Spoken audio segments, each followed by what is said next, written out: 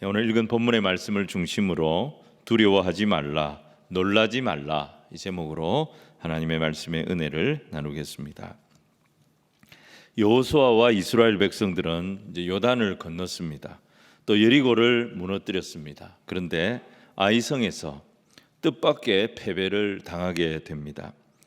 하지만 이 패배를 통해서 여호수아는 기도를 회복하게 됩니다. 여호수아가 기도가 회복이 되어졌을 때 하나님의 말씀이 다시 그에게 임하게 됩니다. 말씀을 통해서 하나님은 이 패배의 원인이 무엇인지를 알게 해주십니다. 여호수아는 자기들 안에 감추어져 있었던 그 죄를 찾아내서 그걸 씻어냅니다. 그래서 오히려 이 패배를 통해 이스라엘 공동체가 하나님의 거룩을 회복하는 계기를 삼게 되었던 것입니다.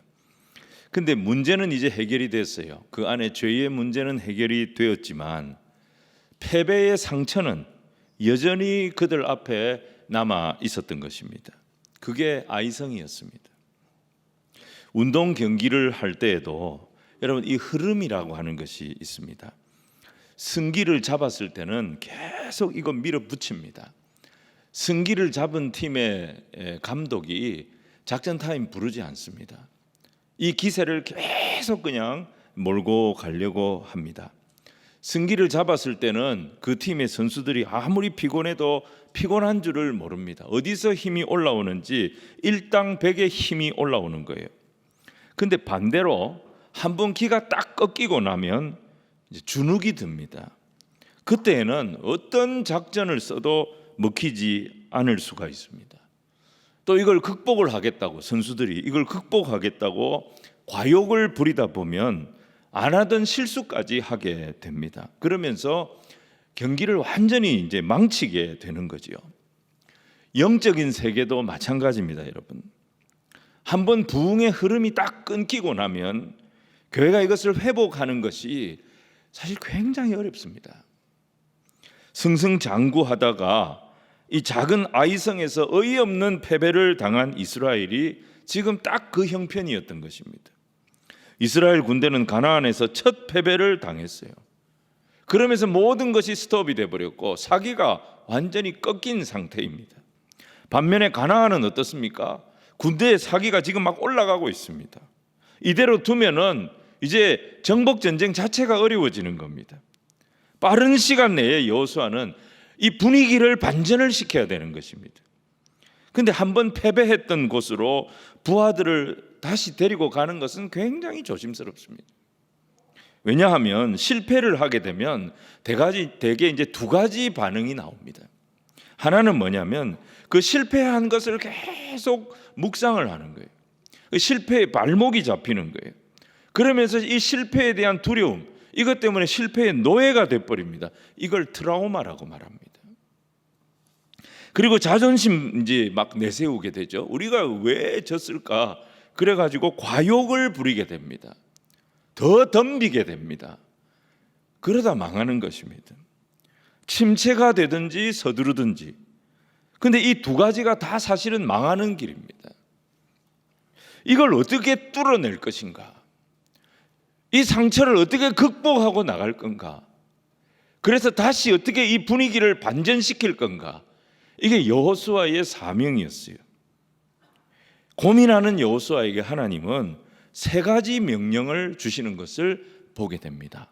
오늘 우리가 이 세 가지 명령을 한번 살펴보기를 원합니다. 첫 번째 명령이 뭐냐면 아이로 올라가라는 것이었습니다. 이 말씀은 두려워하지 말고 실패의 자리이지만 그 자리로 다시 들어가라는 명령입니다. 여러분, 우리가 알아야 될 것이 뭐냐? 실패를 이기는 힘은 우리의 의지나 우리의 어떤 신념에서 나오는 것이 아닙니다. 여러분, 오늘 말씀을 보면 이 실패를 이기는 힘도 하나님께로부터 온다는 것을 알아야 합니다. 하나님께서 여호수아에게 다시 말씀을 주시는 것을 보게 됩니다. 두려워하지 마라, 놀라지 마라. 하나님께서 이 말씀을 여호수아에게 다시 주고 계세요. 여러분, 이 말씀은 여호수아 1장 9절에 하나님께서 이미 주셨던 말씀이에요. 이미 주셨던 이 말씀을 다시 여호수아에게 주고 계세요. 하나님은 우리의 사정과 형편을 너무너무 잘 아시는 분이십니다. 그래서 우리가 처한 형편에서, 우리가 처한 타이밍에서 가장 필요한 말씀이 어떤 말씀인지 누구보다도 잘 아시는 분이 하나님이십니다. 그래서 하나님의 말씀이 임하면 그곳에 치유가 일어납니다. 하나님의 말씀이 임하면 그곳에 위로가 있습니다. 하나님의 말씀이 임하면 우리가 격려를 얻게 됩니다. 하나님의 말씀이 임하면 힘이 생기게 됩니다. 말씀이 오면 그때부터 아무리 힘들고 어려운 현실이라도 이겨내기 시작합니다. 하나님의 말씀이 능력이 되기 때문에 그런 것입니다. 하나님 말씀보다 더 큰 위로가 없고 하나님 말씀보다 더 큰 격려가 없습니다. 그래서 내 인생이 힘들면 힘들수록 좌절할 것이 아니라, 낙심할 것이 아니라, 숨어들 것이 아니라 하나님의 말씀의 자리를 사모하여 나오시기를 주님 이름으로 축원을 드립니다. 말씀이 들리기 시작할 때, 말씀이 내 마음에 부어지기 시작할 때, 그때 비로소 소망이 생기기 시작하고 내가 다시 살아나는 역사를 경험하게 될 줄로 믿습니다. 하나님의 사람도요, 실패할 때가 있어요. 하나님의 사람인데 실수할 때가 있어요. 실패나 실수가 문제가 아니고 그 다음에 어떻게 하느냐가 중요한 거예요. 여러분, 지려고 전쟁하는 사람이 어디 있습니까? 망하려고 사업하는 사람이 어디 있습니까? 다 최선을 다했는데, 한다고 했는데 일이 잘 안 된 거예요. 아이성 전투도 마찬가지입니다. 여호수아는 잘해보려고 한 거예요. 근데 뜻밖의 패배를 당한 겁니다.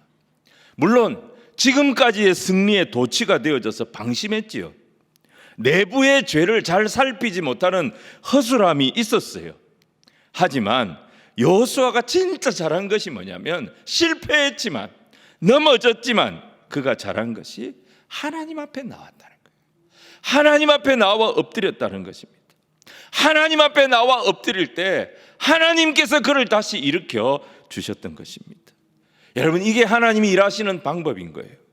하나님은 우리를 선대하시는 분입니다. 합력하여 선을 이루시는 분이심을 믿으시기를 바랍니다. 하나님 절대 우리를 버리지 않습니다. 하나님 우리를 절대 망하게 하지 않습니다. 회개하고 일어나면 반드시 하늘 아버지는 두 번째 기회를 저와 여러분에게도 주실 줄로 믿습니다. 하나님 여호수아를 다시 아이성으로 보냅니다. 그 실패했던 성이에요. 그 상처받았던 성이에요. 다시 쳐다보고 싶지도 않은 그 성이에요. 근데 하나님 여호수아를 그 아이성으로 올라가라고 하십니다. 자존심 상하죠. 불편한 자리죠.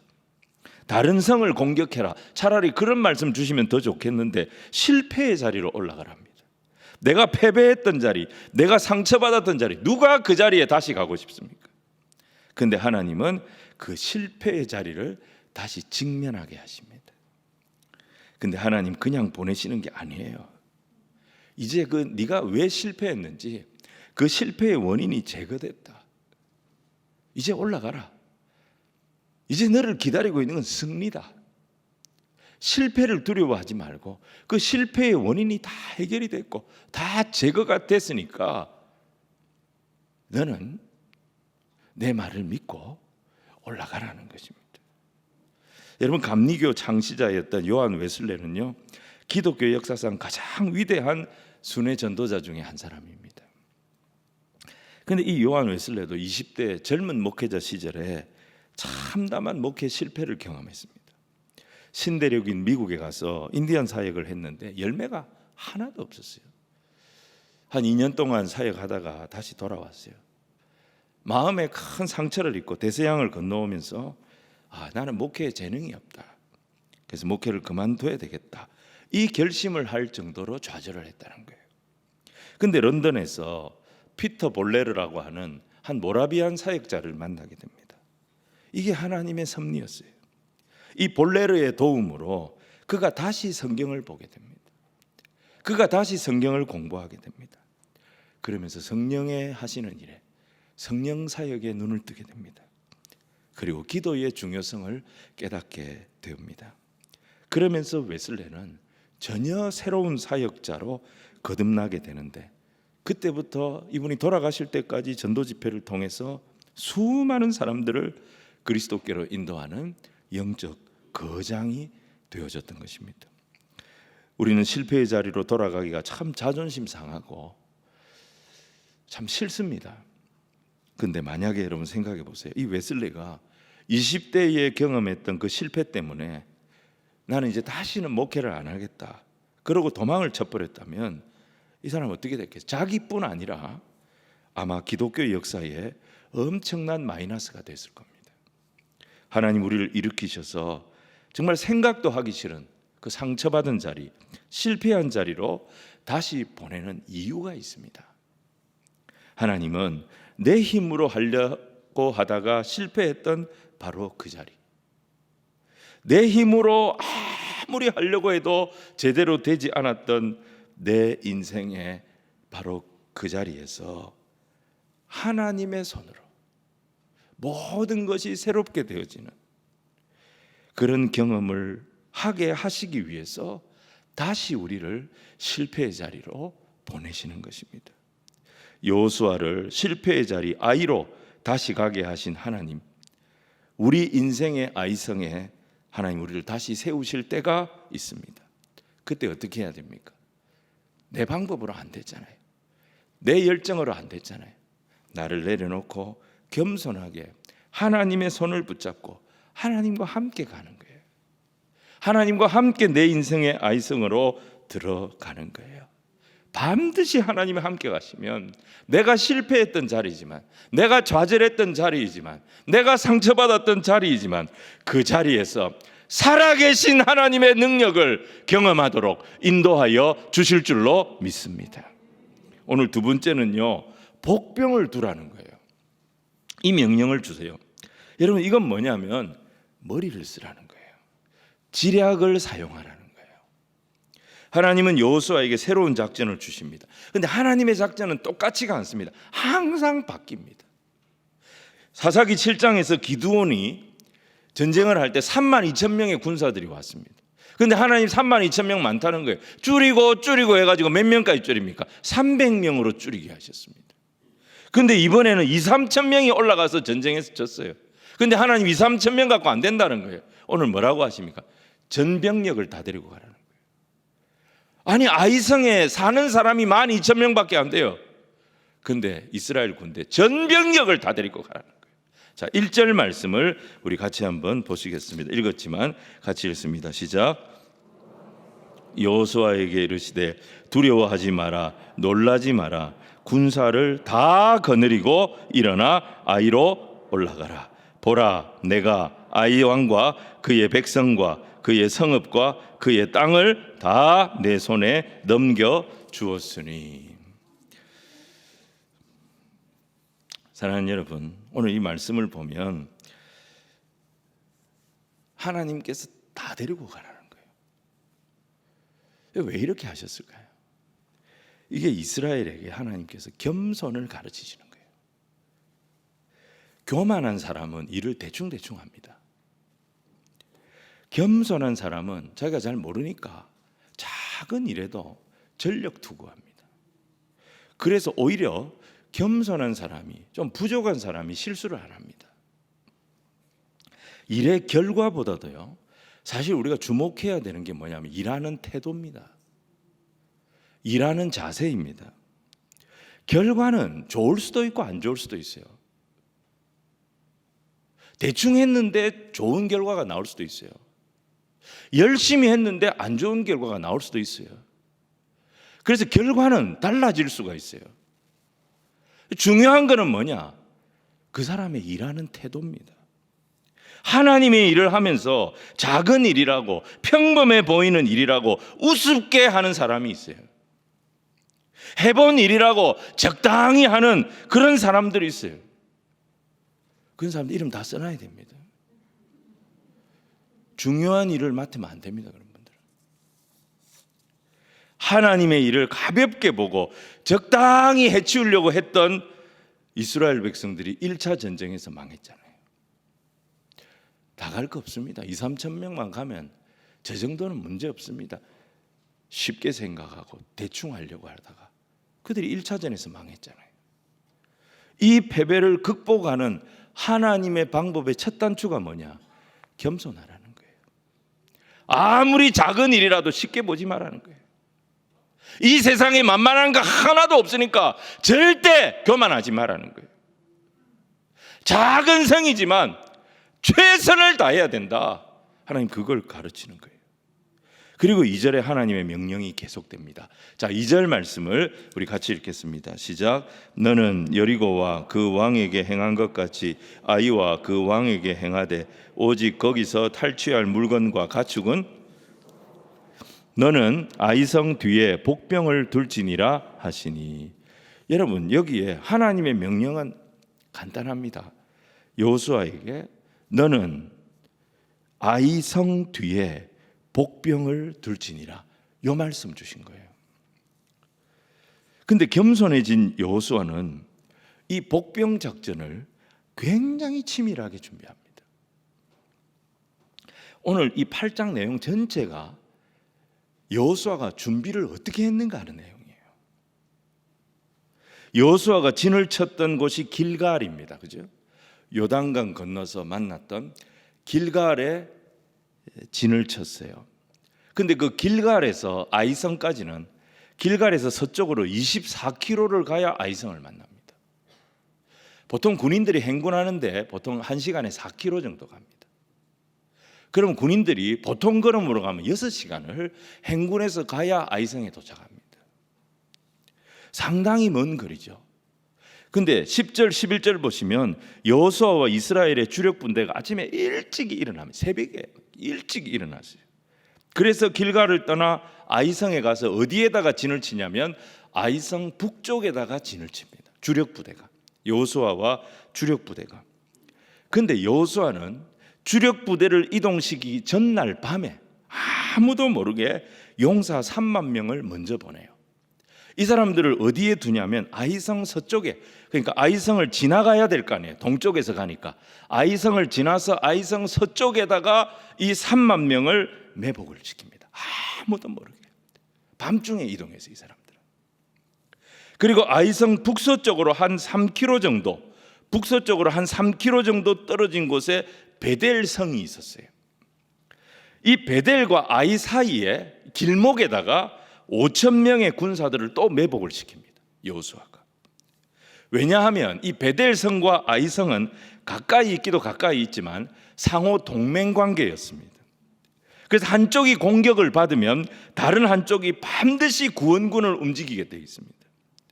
그래서 베델의 구원군이 아이를 돕기 위해 나올 때에 이들을 습격할 목적으로 이 5,000명의 복병을 추가적으로 길에 매복을 시킨 거예요. 여러분, 전쟁에서 이 매복이라고 하는 게 굉장히 무서운 거예요. 이동하는데 적이 갑자기 나타나는 거예요. 숨어 있다가 적이 갑자기 나타나는 게 매복 작전이에요. 적이 갑자기 나타나면 우왕좌왕하게 되고 정상적인 이 교전에 약 10배의 효과가 있습니다. 그러니까 5,000명이 있었다는 말은 5만 명의 효과를 낼 수 있는 그런 작전을 준비했다는 거예요. 여호수아는 그러니까 치밀한 계획을 세운 거예요. 여호수아의 계획은 이렇습니다. 주력 부대가 아이성을 이제 공격하는 척 하다가 도망을 갑니다. 그러면서 아이성에 있는 이 군사들을 성 밖으로 최대한 유인을 하는 겁니다. 그래서 이제 성이 비게 되면 서쪽에 매복하고 있던 3만 명의 복병이 성을 점령을 해버리는, 그리고 성에 불을 질러버리는 거예요. 자기들의 성이 이제 불이 붙은 것을 이 아이 군사들이 보게 될 때 우왕좌왕 당황하게 될 것입니다. 그때 여호수아의 주력 부대가 돌아서서 공격을 하는 거예요. 그리고 성을 점령했던 복병들이 성을 나와서 협공을 하는 거예요. 그래서 완전히 적을 가두어 놓고 괴멸을 시키는 작전이 여호수아의 작전이었어요. 그리고 베델의 구원군이 바로 움직일 겁니다. 그들이 출발하면 길에서 매복하고 있던 5,000명의 이 복병들이 이들을 기습을 해가지고 아이성을 돕지 못하도록 막는 거예요. 그리고 베델의 문이 열렸으니까 베델성까지 점령하는 계획을 같이 세운 거예요. 여러분, 하나님은 아이성 뒤에 복병을 두라, 그죠? 아이성 뒤에 복병을 두라. 이 한 말씀 딱 하셨어요, 하나님은. 근데 여호수아는 그 말씀에 근거해 가지고 적의 지형을 다 연구한 거예요. 적의 이 방위 시스템을 다 연구한 거예요. 그래서 아주 치밀하고 완벽한 작전 계획을 세웠던 거예요. 이게 뭐냐? 여호수아가 겸손해진 거예요. 여호수아가 겸손해졌기 때문에 하나님의 명령은 단순한 명령이에요. 아이성 뒤에다가 복병을 세워라. 하나님의 명령은 단순한 명령이에요. 근데 이 하나님의 명령에 자기가 가진 모든 지략을, 자기가 가진 모든 정보를, 자기가 가진 모든 열정을 다 사용해서 이 전쟁을 철저하게 여호수아가 준비했단 말이에요. 여러분, 많은 사람들이 하나님의 뜻을, 이 믿음이라고 하는 것을 오해를 합니다. 나는 아무것도 안 하고 가만히 있어도 일일이 하나님이 나를 도와주시고 일일이 하나님이 다 가르쳐 주실 거라고 착각을 합니다. 그걸 믿음이라고 생각합니다. 여러분, 훈련된 선수들, 잘 훈련된 선수들, 아주 연봉을 많이 받는 선수들, 그런 선수들은 경기할 때마다 상황이 바뀔 때마다 계속 감독 보면서 그렇게 경기 안 합니다. 이미 감독의 마음을 다 읽고 있어요. 감독이 원하는 게 뭔지 다 소화를 시켜서 알고 있어요. 그래서 감독이 원하는 자리에서 감독이 원하는 모습으로 자기가 가진 재능을 100분 활용해서 창의적으로 뛰는 거예요. 하나님 여호수아에게 너는 아이성 뒤에 복병을 두어라, 이 한 말씀 하신 것뿐인데 여호수아는 이 명령에 순종하면서 어떻게 합니까? 더 치밀한 계획을 세웁니다. 여기서 배울 수 있는 게 뭐냐?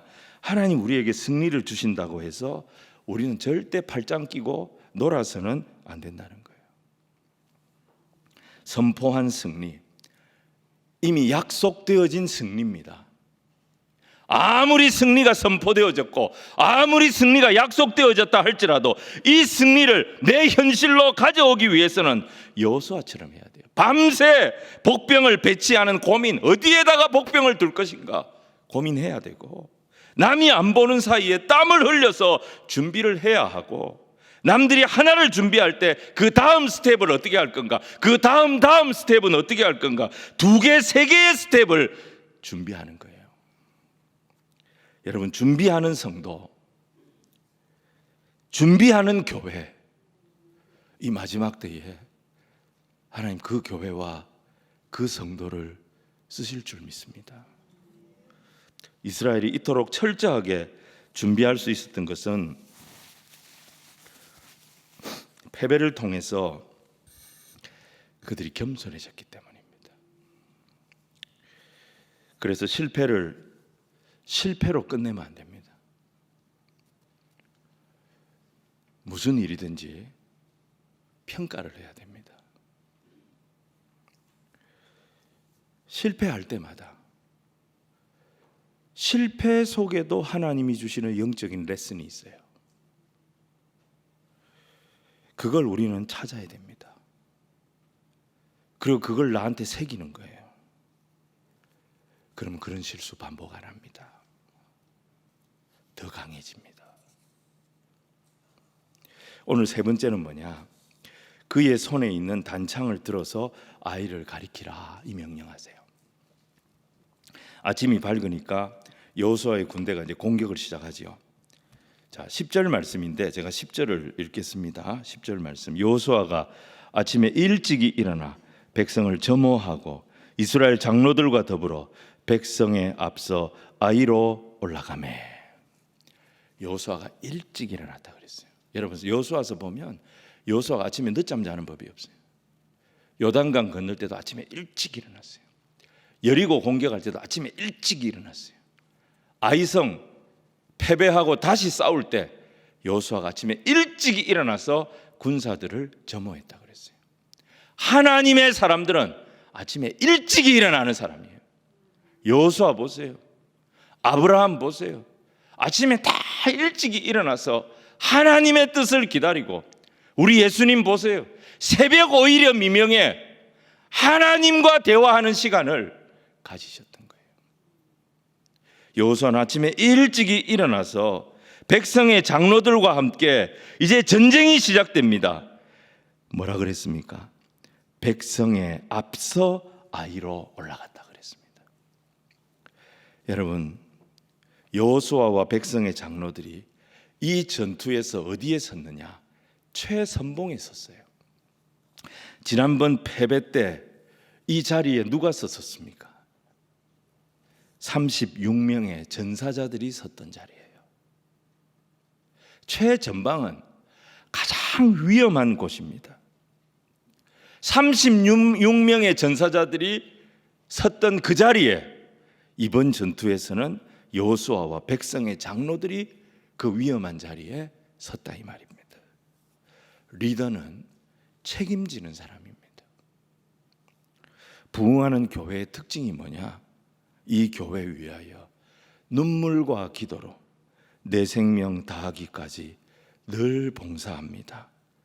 책임지는 사람들이, 헌신하는 사람들이 많은 교회가 부흥하는 교회입니다. 여호수아와 백성의 장로들이 각오를 했어요. 이번 전투에서 만약에 진다면 제일 먼저 희생하고 제일 먼저 책임져야 될 사람이 누구냐? 바로 우리들이다. 그래서 가장 위험한 자리에 여호수아와 백성의 장로들이 섰습니다. 온 이스라엘 군대가 이 모습을 보면서 하나가 됐을 겁니다. 전쟁이 시작되자 여호수아는 작전대로 합니다. 패한 척하면서 여호수아의 군대가 도망을 하기 시작합니다. 그때 아이 왕이 성문을 열고 군사를 끌고 추격하기 시작하지요. 첫 번째 전투의 승리가 이 아이성 군사들을 교만하게 만든 거예요. 여호수아의 유인 작전입니다. 교만한 아이 왕과 그의 군사들이 이 작전에 딱 걸려든 겁니다. 작전에 걸려들어 가지고 성을 비우고 막 쫓아 나옵니다. 이때 하나님께서 다시 말씀을 주십니다. 18절 말씀 우리 같이 읽겠습니다. 시작. 여호와께서 여호수아에게 이르시되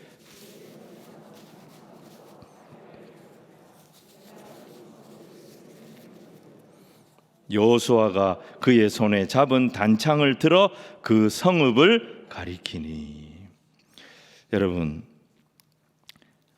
하나님께서 전쟁 전에도 말씀을 주셨죠. 그런데 지금 전쟁 중인데도 또 말씀을 주세요. 전쟁하는 여호수아에게 하나님 계속 지금 말씀을 주십니다. 1차 전투하기 전에는 하나님 말씀이 없었어요. 근데 여호수아가 다시 하나님 앞에 겸손을 회복하니까, 하나님 앞에 기도가 회복되니까 하나님의 말씀이 지금 계속 임하고 있는 것입니다. 하나님의 말씀이 계속 임한다는 것은 하나님과 이스라엘 사이에, 하나님과 여호수아 사이에 지금 막힘이 전혀 없다는 것입니다. 하나님과 우리 사이에 막힘이 없는 그것이 형통인 것입니다. 하나님은 여호수아에게 내 손에 단창을 들어서 아이성을 가르치라고 말씀하십니다. 이건 무슨 의미겠어요? 지금 도망치고 있어요. 수비하고 있어요. 근데 수세에서 이제부터는 공세로 전환하라는 것입니다. 아이 왕이 총 공격을 선언해서 지금 막 쫓아오고 있습니다. 이 왕이 총 공격을 선언한 게 이유가 있어요. 지금 자기들의 사기가 이스라엘 군대의 사기보다 더 높아요. 1차전에서 이겼기 때문에. 그리고 중요한 것이 뭐냐면 지형상 지금 아이 군대가 고지를 장악하고 있어요. 아이 군대는 높은 데서 낮은 데를 내려다보면서 공격을 하는 거예요. 이스라엘 군대는 낮은 곳에서 높은 곳을 쳐다보면서 싸우는 거예요. 전쟁에서 고지를 차지했다는 것이 얼마나 중요한지 몰라요. 얼마나 유리한지 몰라요. 그러니까 모든 면에서 지금 여호수아 군대보다 아이 군대가 유리한 겁니다. 그래서 이번 기회에 이 기세를 몰아서 아예 이스라엘 군대를 전멸시키자. 그래서 이들이 총공격을 했던 것입니다. 모든 상황이 지금 여호수아 군대에 불리해 보이는데 이게 뭐냐? 하나님의 작전이었던 거예요. 예수님께서 십자가에 달리셨을 때 하나님의 아들이 사람들에게 얼마나 조롱을 당합니까? 욕하고 침뱉고 저주하고, 사람의 손에 하나님의 아들이 너무 창피를 당하는 거예요. 그리고 죽임 당하셨어요. 사람들의 눈에는 모든 것이 끝난 것처럼 보였습니다. 그래서 제자들도 실망하고 예수님 떠났습니다. 근데 이게 하나님의 작전이었어요. 3일 뒤에 주님의 십자가는 부활의 영광으로 바뀌어버립니다. 수세가 공세로 바뀌어버립니다. 십자가가 그 고통이 부활의 영광으로 하나님께서 딱 전환시켜버려요. 부활의 영광이 나타나면서 죄악 권세가 무너지고 사망 권세가 무너지고 지옥 권세가 철퇴를 맞고 힘을 잃게 되었던 것처럼 지금 아이왕의 군사들이 꼼짝없이 진멸당하게 된 것입니다. 19절부터 25절 말씀을 쭉 보면 하나님 말씀하신 그대로 됩니다. 여호수아는 아이성만 얻은 것이 아니었습니다. 동맹관계에 있었던 베델성까지 차지하게 됩니다. 완벽한 승리를 거두었고 가나안 이 중부 지역의 가장 중요한 거점을 일시에 확보하게 되어졌던 것입니다. 주목할 것이 뭐냐면 여호수아가 단창을 잡은 그 손을 끝까지 거두지 않았다. 성경이 그렇게 말씀합니다. 자, 26절 말씀을 우리 같이 읽겠습니다. 시작. 아이 주민들을 진멸하여 여호수아가 거두지 아니하였고 그랬습니다. 여러분 이 모습을 보세요. 여호수아가 지금 이 단창을 아이를 향하여 탁 뻗고 지금 이걸 거두지를 않아요. 전쟁 끝날 때까지. 누구 생각납니까? 모세가 생각나잖아요. 모세가 이전에 아말렉과 이스라엘이 전쟁할 때 이스라엘을 위해서 하나님 향하여 높이 들었던 기도의 손, 이 기도의 손이 내려오지 않으면 이스라엘 군대가 이기는 거예요.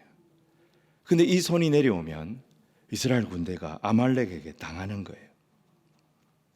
여호수아는 이 성의 진멸 작전이 끝날 때까지 단창을 든 그의 손을 거두지 아니했다 그랬습니다. 여호수아가 모세에게 배운 게 뭐냐면 지도자의 자세를 배운 거예요. 여호수아의 기도가 막혔을 때, 여호수아가 교만했을 때, 여호수아가 하나님의 음성보다 사람의 말에 귀 기울였을 때, 한 번도 진 적이 없던 이스라엘 군대가 아이성, 이 조그마한 성에서 참패를 당했습니다. 근데 여호수아가 회개하고 하나님 앞에 기도를 회복하고 겸손을 회복했을 때 그의 귀에 다시 하나님의 말씀이 들리기 시작하면서 그가 끝까지 전쟁 현장을 지켰고 그 손에 단창을 거두지 아니하였을 때 하나님 약속하신 승리가 온전히 이스라엘의 것이 되었다는 것입니다. 여러분, 여호수아가 단창을 든 손을 거두지 않고 뭐 했을까요? 단창을 손에 탁 들고 뭐 핸드폰 검색하고 뭐 이러고 있었을까요? 모세가 했던 것처럼 하나님 이스라엘 군대를 도와주십시오. 하나님 저 치열한 전투 현장에서 목숨 걸고 싸우는 우리 군사들을 하나님 지켜주시옵소서. 전쟁이 끝날 때까지 하나님의 약속이 다 이루어질 때까지 지도자는 중보 기도를 멈추지 않았던 거예요. 결국 여러분 세 번째 명령의 핵심이 뭐예요? 결국 우리의 싸움은 기도 싸움이라는 거예요.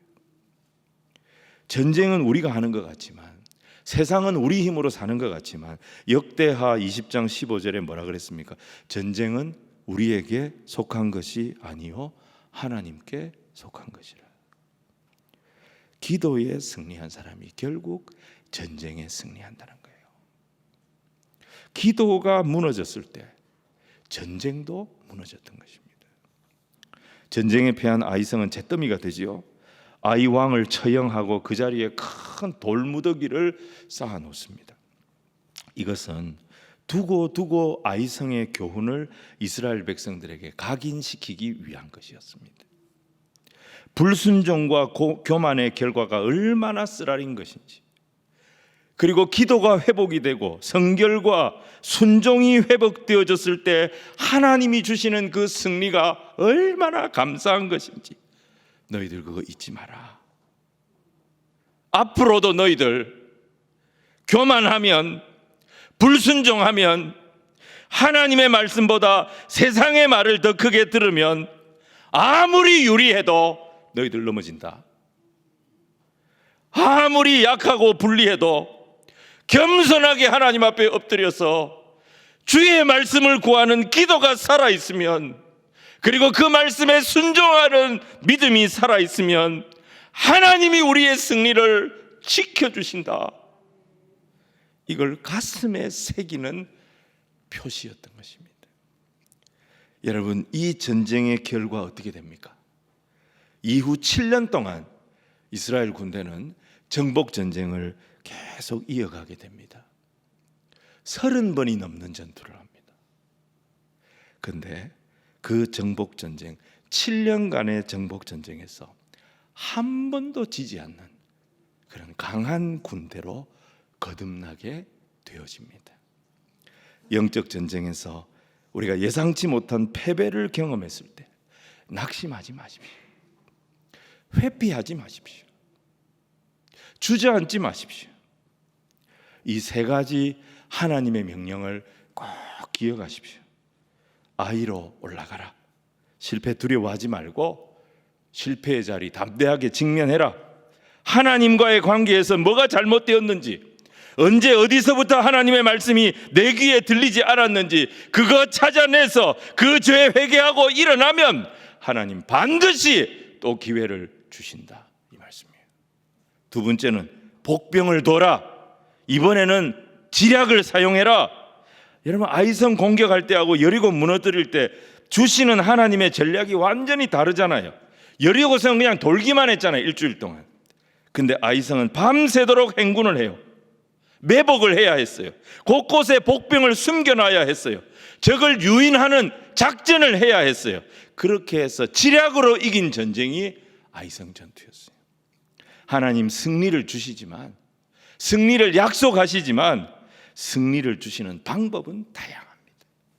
새로운 방법으로, 항상 새로운 방법으로 하나님 우리를 승리케 하여 주신다는 것입니다. 그러니까 여러분, 과거의 승리에 도취되어 있지 마시기 바랍니다. 옛날에 그런 소리 하지 마시기 바랍니다. 과거의 승리는 과거의 기도와 과거의 순종에 대하여 하나님이 주신 은혜였어요.